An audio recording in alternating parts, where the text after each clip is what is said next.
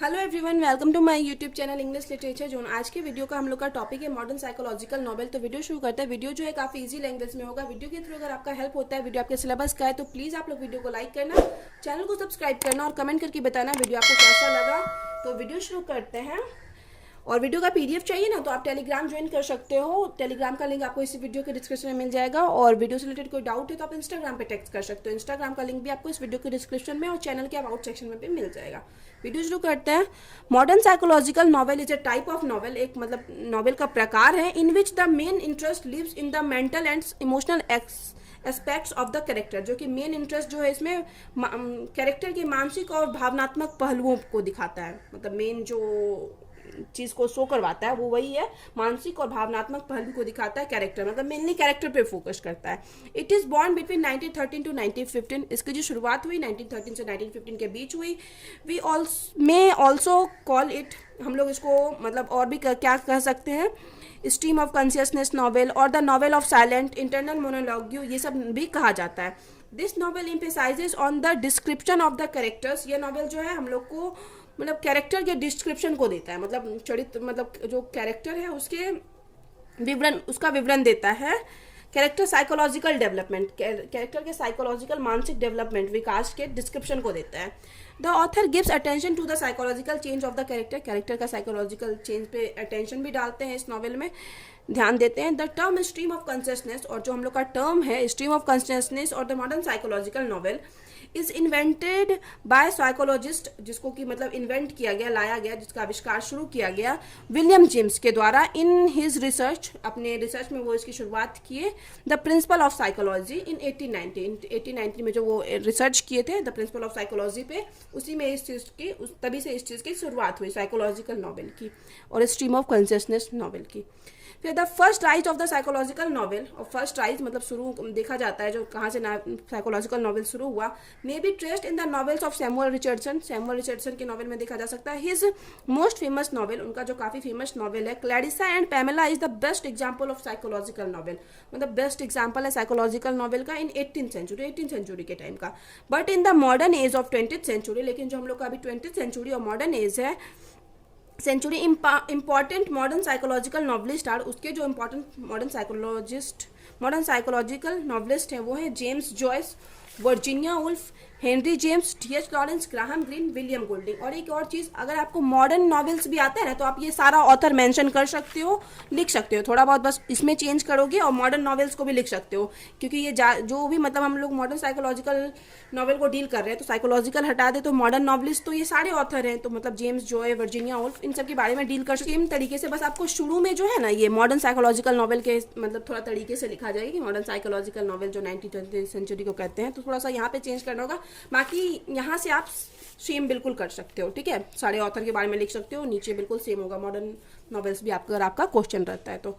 फिर आगे है James Joyce. James Joyce was born up in Ireland. James Joyce का जो जन्म हुआ था मतलब और जो बड़े हुए वो आयरलैंड में हुए। He is noted for his experimental use of language, अपने लैंग्वेज के जो एक्सपेरिमेंटल यूज करते थे उसके लिए जाने जाते थे। And exploration of new literary method, और न्यू लिटरेरी मेथड का जो वो खोज करते थे। The portrait of the artist as a young man is autobiographical novel, यह उनका ऑटोबायोग्राफिकल नॉवेल है। In which Joyce has appeared in the form of hero, जिसमें कि जॉय मतलब जेम्स जॉय खुद को अपीयर प्रकट किए हुए हीरो के रूप में। स्टीफन डोलश,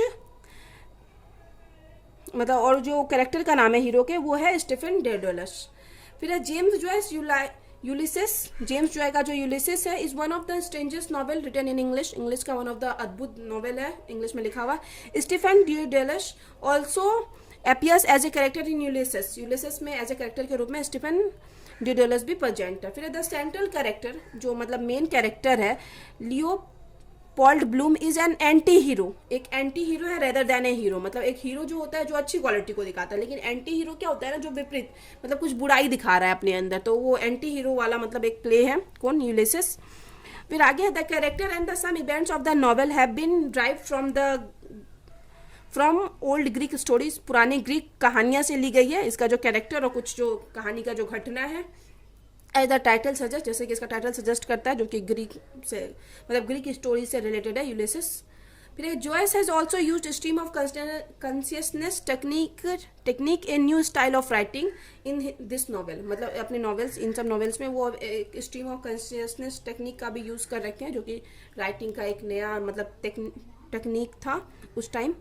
फिर आगे है हिज उनका the portrait of the artist as a young man Ulysses and the Finnegans Wake are the perfect example of psychological novel. ये सब जो है उनका परफेक्ट एग्जाम्पल है साइकोलॉजिकल नॉवेल का। अब सेकेंड जो आता है वर्जीनिया वुल्फ है। She has also use the technique of stream of consciousness, वो भी अपना मतलब स्ट्रीम ऑफ कॉन्शियसनेस यूज करती थी इन हर नॉवेल्स, अपने नॉवेल्स में। Woolf is not the founder of this term, Woolf जो है फाउंडर यानी संस्थापक नहीं थी इस टर्म की, but it is the novel, but it is in the novel, लेकिन उनके नॉवेल्स में that this technique has been perfect, मतलब परफेक्ट तरीके से इस तकनीक को यूज़ किया गया है। किसके नॉवेल में? वर्जीनिया वुल्फ के नॉवेल में। सी रिजेक्टेड द कन्वेंशनल फॉर्म, एक जो परंपरागत तरीका चला आ रहा था of technique in fiction novels का एक जो परंपरागत तरीका चला आ रहा था उसको वो रिजेक्ट करती है। And proud of artistic excellence, और एक आर्टिस्टिक कलात्मक उत्कृष्टता यानी अपने प्राकृतिक कौशल को लाती है नॉवेल्स में। हिज फेमस नॉवेल, उनका जो फेमस नॉवेल है to the lighthouse, is a psychological novel, वह एक साइकोलॉजिकल नॉवेल है इन विच जिसमें कि वे she presents a fine pattern of symbolic relation, एक मतलब symbolic relation and the study of moral and psychological problem, और मतलब एक तो सिम्बॉलिक रिलेशन दिखाती है, सिम्बॉलिक रिलेशन का एक पैटर्न, और स्टडी दिखाती है मॉरल नैतिक और साइकोलॉजिकल, नैतिक और मतलब मानसिक प्रॉब्लम्स का जो मतलब स्टडी दिखाती है। फिर है हिज उनका to the lighthouse, a room of one's own Mrs Dalloway, Orlando, Jacob's rooms, etc are the psychological novel, ये सब उनका साइकोलॉजिकल नॉवेल है। फिर आगे Henry James also gain a lot of fame as a psychological novelist, as a psychological novelist Henry James को भी काफ़ी ज़्यादा प्रसिद्धि मिली। The portrait of lady is his most famous novel, उनका काफ़ी फेमस नॉवेल है the portrait of the lady, and is regarded by critics as one of his finest novel, one of the finest novel, बहुत अच्छा novel माना जाता है critic मतलब आलोचकों के द्वारा उनके the portrait of the lady को। In his most famous works include, उनके जो मोस्ट फेमस वर्क्स में इंक्लूड शामिल है, कौन कौन सा शामिल है? The ambassadors, the awkward age, the wings of the dove, turn of screw, the sacred fount, the sacred fount, etc, ये सब। D.H. लॉरेंस, अब D.H. लॉरेंस के बारे में पढ़ेंगे। डेविड हर्बर्ट लॉरेंस, जिनका कि पूरा नाम है David Herbert Lawrence, created a new kind of novel, ये भी एक मतलब वही नॉवेल क्रिएट किया, new kind of sons and lovers, जो कि काफ़ी अच्छा एग्जाम्पल है मतलब साइकोलॉजिकल नॉवेल का।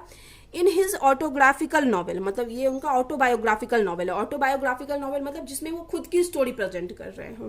विच deals about his attachment to his mother, जो कि दिखाता है उनके माँ के प्रति जो उनका अटैचमेंट है उस चीज़ को दिखाता है। The novel ends with the mother's death, और ये जो नॉवेल खत्म होता है मदर के डेथ के साथ खत्म होता है। And a sort of liberation for the hero, और दिखाता है कि कैसे हीरो मतलब सारे तरह के मतलब क्या होता है, सारे तरह के रिलेशन से फ्री हो जाता है, रिहा हो जाता है।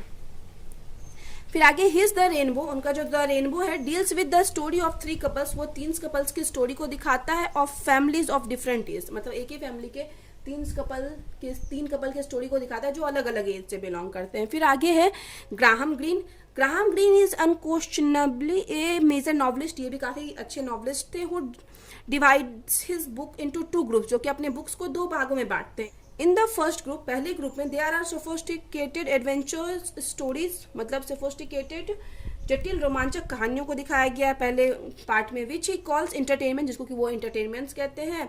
हिज नेक्स्ट ग्रुप, और जो दूसरा ग्रुप है कंटेंट सीरियस नॉवल, उसमें सीरियस नॉवल है।